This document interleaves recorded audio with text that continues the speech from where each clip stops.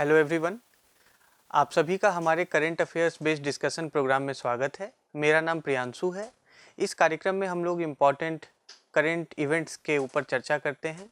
हम देखने का प्रयास करते हैं कि किस प्रकार वे हमारे यूपीएससी, स्टेट पीसीएस और डिफरेंट कॉम्पिटिटिव एग्जामिनेशन के लिए इम्पॉर्टेंट है। आज के डिस्कशन का टॉपिक है Afghan refugee crisis in Pakistan.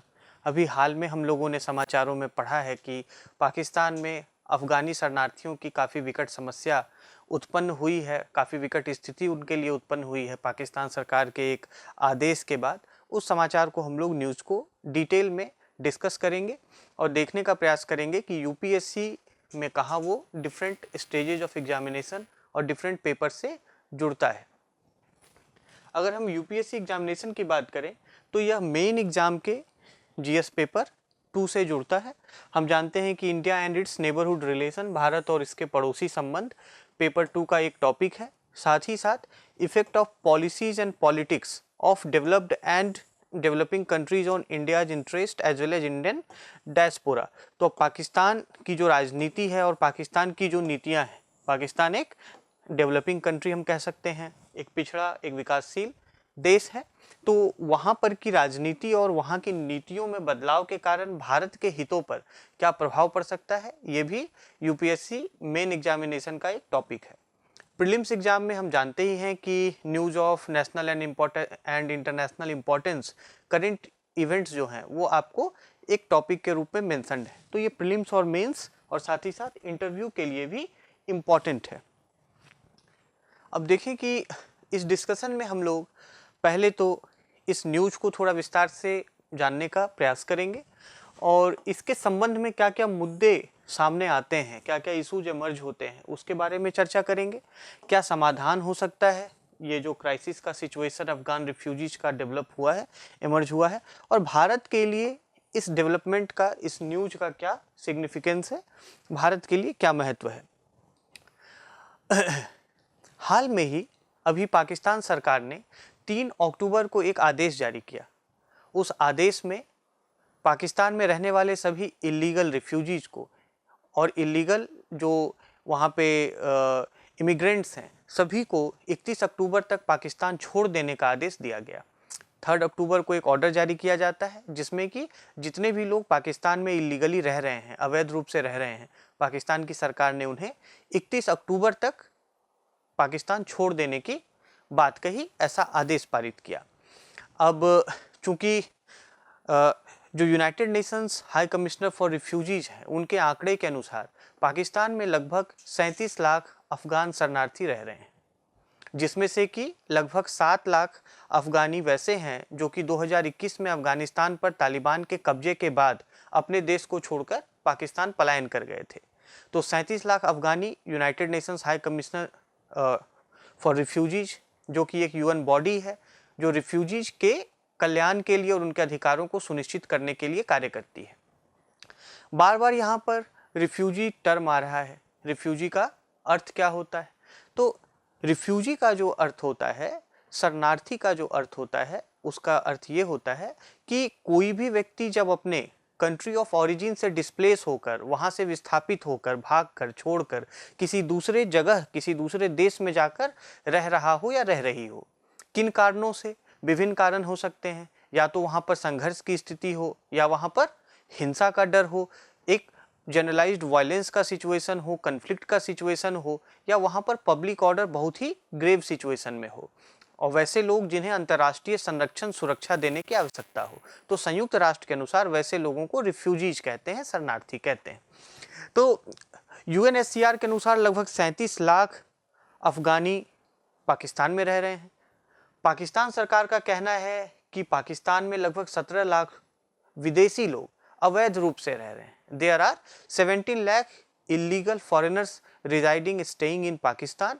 और वहाँ की सरकार ने कहा कि हम अपने सॉवरेन राइट्स का इस्तेमाल करते हुए इन विदेशी जो अवैध रूप से पाकिस्तान में रह रहे हैं, इन्हें बाहर करने का फैसला किया है। अब इस मामले में बात यह हो गई है कि चूंकि इतनी बड़ी संख्या में अफगानी शरणार्थी पाकिस्तान में हैं, जो कि मुख्यतः 2-3 पास्ट की घटनाओं के कारण अफगानिस्तान से पलायन होकर पाकिस्तान आए हैं। हम जानते हैं कि 1979-80s में सोवियत रूस के द्वारा अफगानिस्तान में इंटरवेंशन, आर्म्ड इंटरवेंशन किया गया था, सैन्य हस्तक्षेप किया गया था। उस समय भी वहाँ पर एक सिविल वॉर की सिचुएशन इमर्ज हुई थी और वहाँ से काफ़ी लोग पलायन करके पाकिस्तान भाग कर आए थे। अभी भी 2021 में जब तालिबान ने अफगानिस्तान की सत्ता पर कब्जा कर लिया तो उसके बाद भी लगभग 7 लाख लोग पाकिस्तान भागकर अपनी जान बचाने के लिए पहुंच गए, पलायन कर लिया। तो इस तरीके से एक अच्छी खासी आबादी अफगानियों की, रिफ्यूजीज की पाकिस्तान में है और चूंकि वो 1970-80 के दशक से वहाँ पर रह रहे हैं तो कई दशकों से वहाँ पर रहते रहते उन्होंने परिवार बसा लिए हैं, अपने कारोबार बसा लिए हैं।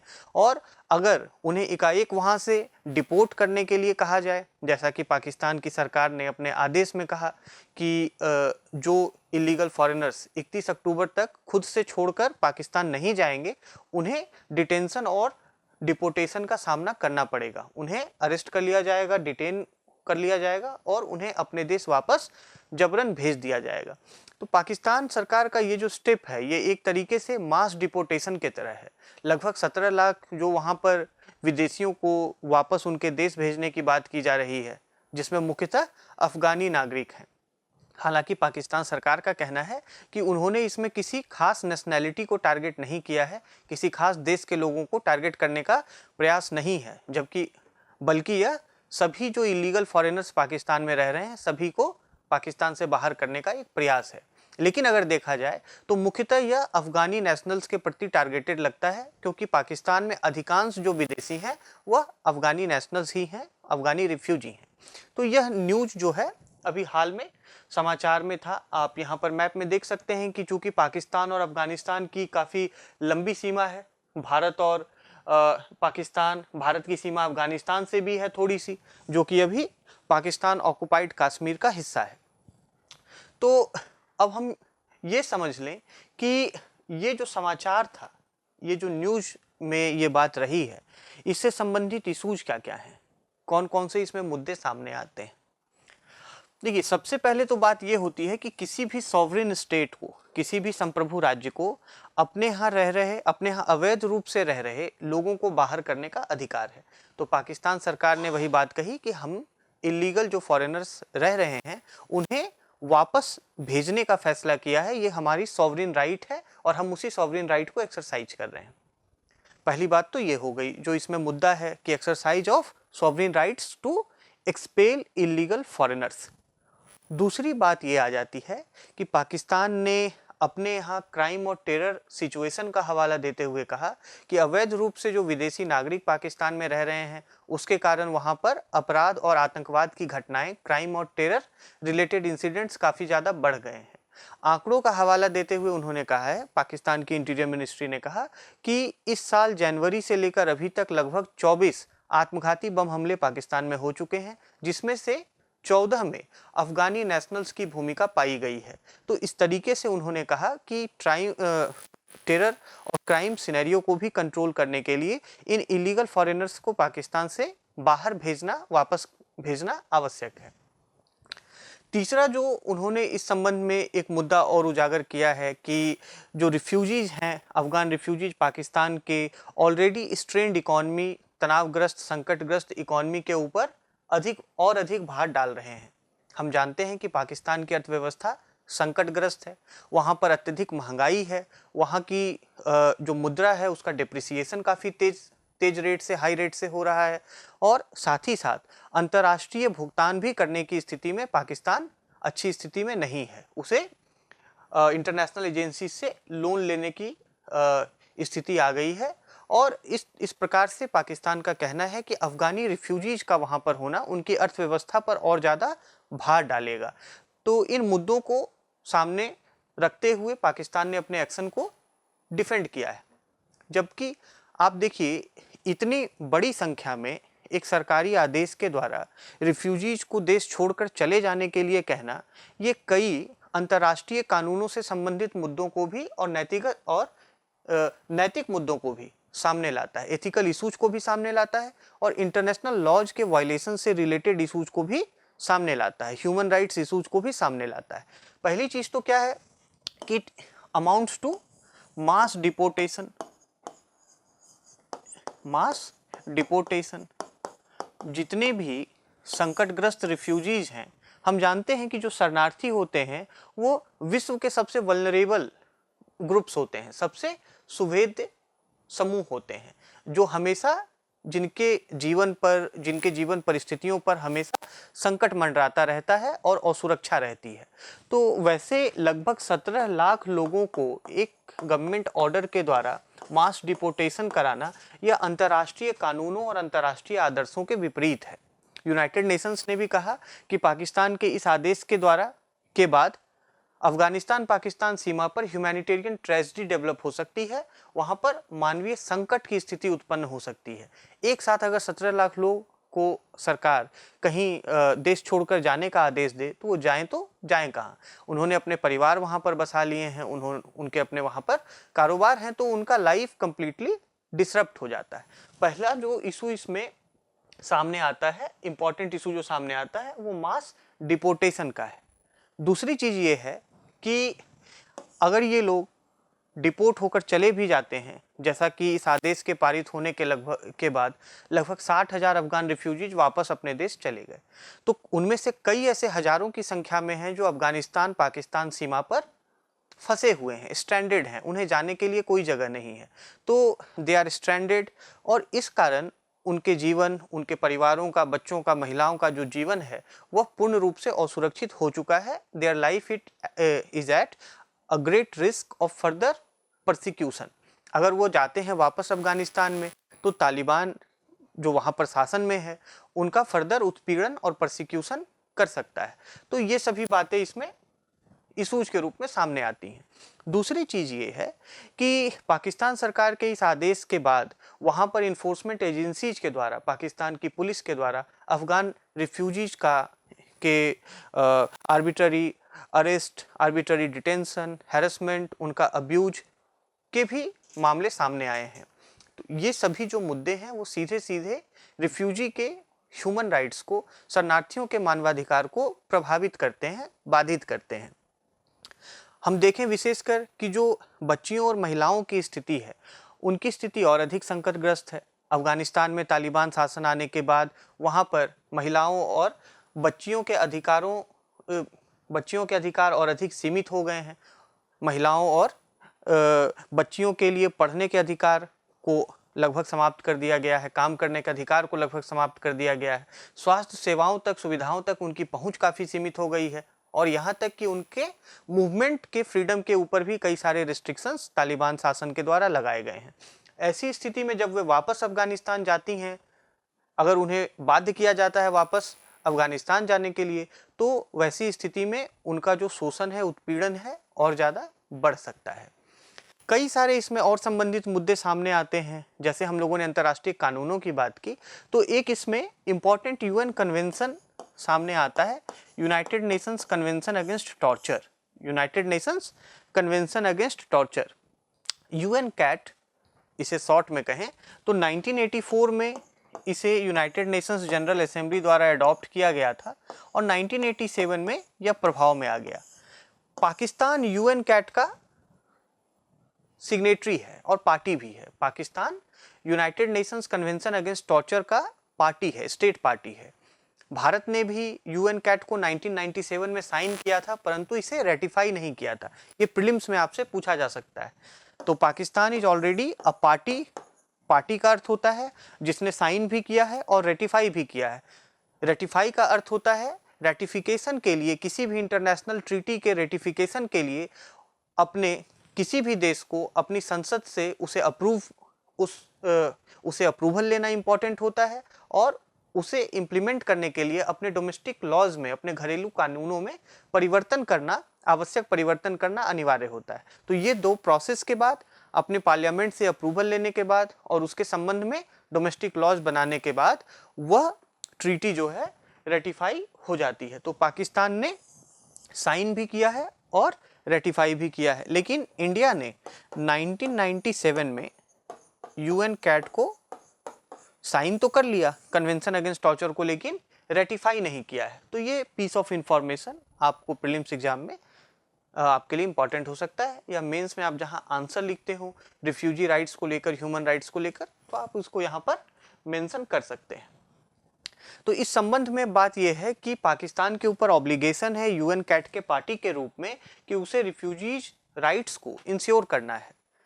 मास डिपोर्टेशन अमाउंट्स टू टॉर्चर, हम देख रहे हैं कि पाकिस्तान सरकार के आदेश के बाद वहाँ के सुरक्षा एजेंसियों के द्वारा, पुलिस फोर्सेस के द्वारा अफगान रिफ्यूजीज के अगेंस्ट एब्यूज के मामले हों या फिर उनके हरासमेंट का, उनके आर्बिट्ररी डिटेंशन का मामला हो, बढ़ गया है। So it amounts to torture.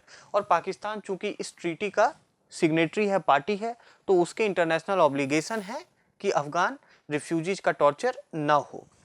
साथ ही साथ जब हम रिफ्यूजीज राइट्स की बात करते हैं तो एक मुद्दा आता है रिफॉलमेंट को लेकर। रिफॉलमेंट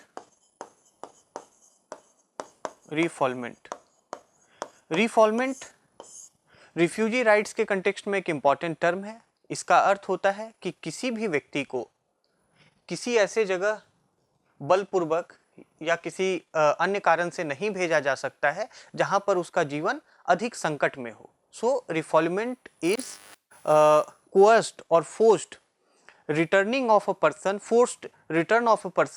to a place where his or her life is under grave risk or threat of persecution, threat of life and threat of further abuse। तो वैसे किसी भी जगह पर किसी व्यक्ति को वापस नहीं भेजा जा सकता है। And the principle of non refoulement is the cornerstone and the principle of non-refoulement is the cornerstone of United Nations Convention for Refugees. So, a refugee convention was adopted by the United Nations in 1951, UN Refugee Convention, and this principle of non-refoulement means no individual should be returned to their country of origin or to a place where there is a grave or genuine risk or threat to their life। किसी भी ऐसे व्यक्ति को उन्हें वापस उस जगह नहीं भेजा जाए या फिर उन्हें वापस नहीं भेजा जा सकता जहां पर कि उनका जीवन खतरे में पड़ जाए। तो ये जो प्रिंसिपल ऑफ नॉन रिफॉलमेंट है, ये United Nations convention on refugees का एक इंटीग्रल पार्ट है, एक कॉर्नरस्टोन है। और जो पाकिस्तान गवर्नमेंट के द्वारा ये डिसीजन लिया गया है, इस नॉन रिफॉलमेंट के प्रिंसिपल को वायलेट करता है, उसके यह विरुद्ध है। आगे अगर जैसे हम देखें इससे संबंधित इशूज और कौन कौन से हैं, तो जब 2021 में तालिबान का कब्जा अफगानिस्तान में शासन पर हो जाता है, वहाँ से कई अफगानी जो हैं वो पाकिस्तान पलायन कर जाते हैं। वैसे अफगानी नेशनल्स के लिए पश्चिम के कई देशों ने, कई वेस्टर्न नेशंस ने लाइक जर्मनी, यूरोपियन यूनियन के और दूसरे देश, यूएस, कनाडा, इन सभी ने रीसेटलमेंट प्रोग्राम का वादा किया था। उन्होंने कहा कि जो हाई रिस्क अफगान नेशनल्स हैं, हम उन्हें अपने यहाँ रीसेटल करेंगे, अपने यहाँ उन्हें हम असाइलम देंगे, उनके प्रोटेक्शन को हम सिक्योर करेंगे। और वैसे रीसेटलमेंट प्रोग्राम्स के तहत कई अफगान रिफ्यूजीज को अपने यहाँ असाइलम देने का वादा किया था। लेकिन अभी देखा गया है कि उन देशों ने अपने रीसेटलमेंट प्रोग्राम के वादे को पूर्ण तरीके से पूरा नहीं किया है। जितनी संख्या में उन्होंने लोगों को वापस लेने की, लोगों को असाइलम देने की बात की थी, उतनी संख्या में उन्होंने शरणार्थियों को शरण नहीं दी है। एक बात तो ये आ जाती है। अन्य जो इसमें एक मुद्दा सामने आता है कि असाइलम सीकर्स में जो शरण चाहते हो दूसरे देशों में, तो वैसे असाइलम सीकर्स में असाइलम को सीक करने में जो महिलाएं हैं, गर्ल्स हैं, उनके सामने एडिशनल बैरियर क्रिएट होते हैं। क्यों एडिशनल बैरियर क्रिएट होते हैं? क्योंकि जिन देशों ने रीसेटलमेंट प्रोग्राम के तहत अफगानी रिफ्यूजीज को रिसेटल करने का वादा किया था, उनकी प्रायोरिटी वैसे अफगान नेशनल्स हैं जिन्होंने कि उन देशों के मिलिट्री एफर्ट में कंट्रीब्यूट किया है। हम जानते हैं कि नाटो की सेना अफगानिस्तान में कई दशकों तक, लगभग 2 दशक तक वहाँ तालिबान से युद्धरत रही। तो वैसे में जो नेशंस रीसेटलमेंट प्रोग्राम लेकर आए हैं, उनका कहना है कि अफगान नेशनल्स जिन्होंने उनके मिलिट्री एफर्ट में कंट्रीब्यूट किया है, उन्हें अपने रीसेटलमेंट प्रोग्राम में वो तवज्जो देंगे, उनको प्रायोरिटी देंगे। अब उसमें से अधिकांश लोग स्वाभाविक रूप से पुरुष हैं, क्योंकि अफगानिस्तान भी एक पैट्रियार्कल सोसाइटी है, तो वहाँ पर जो मिलिट्री एफर्ट्स थे उसमें ज़्यादातर पुरुषों की भूमिका रही। तो यहाँ पर भी महिलाओं और बच्चियों को असाइलम सीक करने में वेस्टर्न कंट्रीज़ में एक बैरियर के रूप में ये बात सामने आ रही है। तो हम देखते हैं कि इसका कई सारा डायमेंशन है, इसके कई सारे पक्ष हैं। अब इस मुद्दे का समाधान क्या हो सकता है? हमने इशूज के बारे में बात की कि कौन कौन से मुद्दे इस विषय में इमर्ज होते हैं, इसमें क्या समाधान हो सकता है। पहली चीज़ तो ये है कि पाकिस्तान को अफ़गान रिफ्यूजीज के अगेंस्ट जो एब्यूज है उसको तत्काल रोकना चाहिए। उनके ऊपर जो प्रताड़ना है वहाँ की पुलिस के द्वारा, इन्फोर्समेंट एजेंसीज के द्वारा, उसको तत्काल रोकना चाहिए। उनके सिक्योरिटी को इंश्योर करना चाहिए, उनकी सुरक्षा को और उनके मानवाधिकारों को सुरक्षित करना चाहिए। पहली बात तो ये है। दूसरी बात ये है कि पाकिस्तान सरकार को साथ ही साथ जो डिपोर्टेशन का उन्होंने ये ऑर्डर जारी किया है उसे हॉल्ट करना चाहिए, क्योंकि ये अंतर्राष्ट्रीय कानूनों के, इंटरनेशनल लॉ के अगेंस्ट है और नॉन रिफॉल्वमेंट के प्रिंसिपल के भी अगेंस्ट है। आप किसी भी शरणार्थी को किसी संकटग्रस्त क्षेत्र में जाने के लिए बाध्य नहीं कर सकते। हम जानते हैं कि अफगानिस्तान की भी जो हालात हैं, वहाँ पर जो सिक्योरिटी सिचुएशन है वो अनसर्टेन है। वहाँ पर अभी भी स्थिरता पूर्ण रूप से स्थापित नहीं है, सिक्योरिटी सिचुएशन अनसर्टेन है। साथ ही अफगानिस्तान में जो इकोनॉमिक सिचुएशन है, ह्यूमैनिटेरियन सिचुएशन है, वह दिन प्रतिदिन और बदतर होती जा रही है, विशेषकर अगर हम महिलाओं और बच्चियों की बात करें तो ऐसी परिस्थिति में उन्हें डिपोर्ट कर देना उनके जीवन को फर्दर संकट में डालने के समान होगा और पाकिस्तान को अपने इस डिपोर्टेशन ऑर्डर को हाल्ट करना चाहिए, रोक के कुछ इसको लेकर रोक लगानी चाहिए तत्काल रूप से। तो अब्यूज और डिपोर्टेशन को लेकर इसे हॉल्ट करने की जरूरत है। पहली बात अगर हम समाधान के रूप में करें तो ये सामने आएगी। दूसरी बात ये है कि जो अफगान रिफ्यूजीज रजिस्टर्ड नहीं हैं पाकिस्तान में, जिनका पंजीकरण नहीं हुआ है, तो पाकिस्तान को चाहिए कि वो United Nations high commissioner for refugees के साथ सहयोग करते हुए ऐसे अफगान रिफ्यूजीज को के रजिस्ट्रेशन को रिज्यूम करें, इनिशिएट करें। और साथ ही साथ जो एक इम्पॉर्टेंट तीसरा सॉल्यूशन इसमें हो सकता है कि जिन देशों ने रिसेटलमेंट प्रोग्राम का वादा किया था, उन देशों को अपने वादे पर खरा उतरना चाहिए। The promises made by the nations who had committed asylum to high risk Afghan nationals, they should stand up to their promise. उन्हें अपने वादे पर खड़ा उतरना चाहिए। और जो एक ब्रॉडर सॉल्यूशन इस मामले का हो सकता है कि अफगानिस्तान में जो सिक्योरिटी सिचुएशन है, जो वहाँ पे सुरक्षा की स्थिति है, जो ह्यूमैनिटेरियन स्थिति है, उसको जो पड़ोसी देश हैं और जो मेजर पावर्स हैं, जो प्रमुख शक्तियाँ, वैश्विक शक्तियाँ हैं, उन्हें मिलकर अफगानिस्तान की स्थिति को तालिबान के साथ डिप्लोमेटिक डायलॉग को इन्हांस करके वहाँ पर डेमोक्रेटिक राइट्स को, वहाँ पर ह्यूमैनिटेरियन कंडीशन को इम्प्रूव करने का प्रयास करना चाहिए। तो ये सब सॉल्यूशंस जो हैं हम इस मामले में देख सकते हैं। भारत के लिए इसका क्या सिग्निफिकेंस है इस नेबरहुड डेवलपमेंट का? भारत के जस्ट पड़ोस में इस तरीके की बात हुई है, तो भारत के लिए इस न्यूज का क्या सिग्निफिकेंस है, क्या महत्व है? पहली चीज़ तो है कि हमारे लिए तत्काल संकट क्रिएट होता है रिफ्यूजी स्पिल ओवर का। वहाँ के शरणार्थी अब अगर पाकिस्तान अफगानिस्तान सीमा पर फंसे हैं, उनके लिए जाने के लिए कोई जगह नहीं है, तो भारत में वैसे शरणार्थियों की संख्या बढ़ सकती है। हमारे लिए रिफ्यूजी स्पिल ओवर का एक प्रॉब्लम, इमीडिएट प्रॉब्लम इमर्ज होता है। दूसरी बात यह है कि चूंकि पाकिस्तान सरकार का कहना है वहाँ अपराध में और टेररिज्म में के मामलों में बढ़ोतरी हुई है, वो आंकड़ों का हवाला दे रहे हैं। भारत भी टेरर का विक्टिम रहा है, जिसमें से अधिकांशतः पाकिस्तान द्वारा प्रायोजित रहा है। हालांकि अफगानिस्तान तालिबान के द्वारा भी समर्थित आतंकवादी भारत के लिए एक आतंकवादी समस्या का कारण रहे। तो भारत के लिए जो दूसरा सिग्निफिकेंस है इस मामले का कि वैसे रिफ्यूजी सिनेरियो क्रिएट होने के बाद इंडिया में भी टेरर सिचुएशन पैदा हो सकती हैं। आतंकवाद संबंधी घटनाओं का खतरा भारत में भी बढ़ सकता है, खासकर कश्मीर जैसे सेंसिटिव एरियाज में, जम्मू एंड कश्मीर जैसे सेंसिटिव क्षेत्र में, और खासकर जो भारत का वेस्टर्न बॉर्डर है पाकिस्तान के साथ, जो हमारी पश्चिमी सीमा लगती है। उसके बाद अगर हम बात करें तो भारत और पाकिस्तान के संबंध अच्छे नहीं चल रहे हैं। जो डिप्लोमेटिक रिलेशंस हैं वो अपने बैड फेज से गुजर रहा है, और अगर ऐसे में कोई रिफ्यूजी प्रॉब्लम पैदा होती है और उसका इम्पैक्ट भारत पे पड़ता है तो इससे इंडिया और पाकिस्तान के रिलेशन फर्दर स्ट्रेन हो सकते हैं और अधिक तनावग्रस्त हो सकते हैं।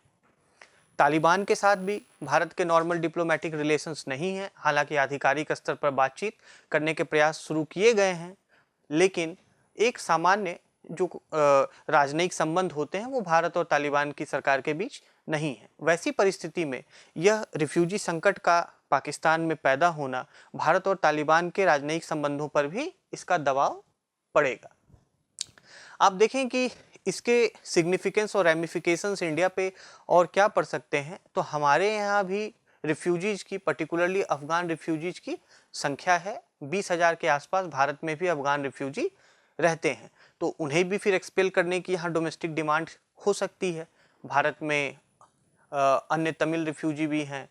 रोहिंग्या शरणार्थियों का मुद्दा चर्चा में और विवाद में रहता है, तो ऐसा भारत के पड़ोस में पाकिस्तान सरकार के द्वारा आदेश जारी करने के बाद भारत में भी जो शरणार्थी हैं उनको लेकर यहाँ की सरकार पर दबाव बढ़ सकता है, उन्हें भी एक्सपेल करने के लिए, उन्हें भी वापस भेजने के लिए।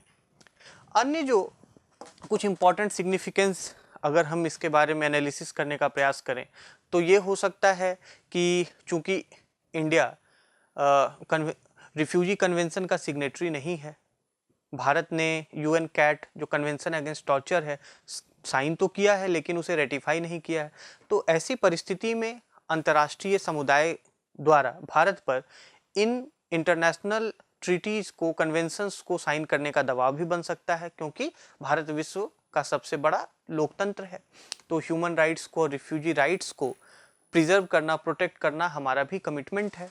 ऐसी परिस्थिति में हम पर भी पाकिस्तान के साथ, क्योंकि पाकिस्तान के ऊपर अभी एक अंतर्राष्ट्रीय दबाव है अफगान शरणार्थियों की समस्या को लेकर, तो भारत पर भी वैसा दबाव आपको निकट भविष्य में इंटरनेशनल कम्युनिटी के द्वारा डेवलप हो सकता है कि हम भी कन्वेंशन ऑन रिफ्यूजीज को साइन करें, कन्वेंशन अगेंस्ट टॉर्चर को साइन करें। हमारे भी इंटरनेशनल ऑब्लिगेशंस की बात हो सकती है। अन्य कुछ अगर मामलों में हम सिग्निफिकेंस को देखें, भारत के लिए इसके महत्व को देखें, तो हम ये पाते हैं कि इंडिया के लिए अपनी फॉरेन पॉलिसी में नेबरहुड फर्स्ट एक इम्पॉर्टेंट वाइटल एरिया है। नेबरहुड फर्स्ट भारत की विदेश नीति में नेबरहुड फर्स्ट पॉलिसी, अपनी फॉरेन पॉलिसी में हमने नेबरहुड फर्स्ट पॉलिसी अपनाई है कि हम अपने विदेशी संबंधों में अधिक प्राथमिकता अपने पड़ोस को देते हैं। तो भारत के पड़ोस में अफगानिस्तान एक स्ट्रैटेजिक नेशन है, पाकिस्तान के साथ हमारे जो संबंध हैं वो स्ट्रेंड रहे हैं, वो पुअर हाल फिलहाल में रहे हैं। तो ऐसी परिस्थिति को देखते हुए भारत के अपने जो पड़ोसी देशों के प्रति जो कमिटमेंट है, रीजनल स्टेबिलिटी का जो इशू है, रीजनल सिक्योरिटी का इशू है, नेबरहुड में शांति एवं स्थिरता की बात है, तो नेबरहुड फर्स्ट पॉलिसी को ध्यान में रखते हुए भारत को भी अपने पड़ोस में शांति, स्थिरता, मानवाधिकारों की सुरक्षा और संरक्षण को सुनिश्चित करने का दबाव बनेगा, और ये हमारी खुद की भी कमिटमेंट है। तो इस तरीके से भारत के लिए ये मुद्दा सिग्निफिकेंट है। अगर हम इसी न्यूज़ से जुड़े एक डेवलपमेंट की बात करें तो पाकिस्तान सरकार ने इस ऑर्डर के जारी होने के बाद उन्होंने जो रजिस्टर्ड अफगान रिफ्यूजीज थे उनके लीगल रेसिडेंस स्टेटस को इस वर्ष के अंत तक एक्सटेंड कर दिया है। तात्पर्य ये है कि पाकिस्तान में ऐसे भी अफगान रिफ्यूजी हैं जो कि वहाँ पर रिफ्यूजी के रूप में रजिस्टर्ड हैं, पंजीकृत हैं, तो वैसे रिफ्यूजीज उनके लिए लीगल रेसिडेंस स्टेटस एक्सटेंड किया जाता है समय समय पर।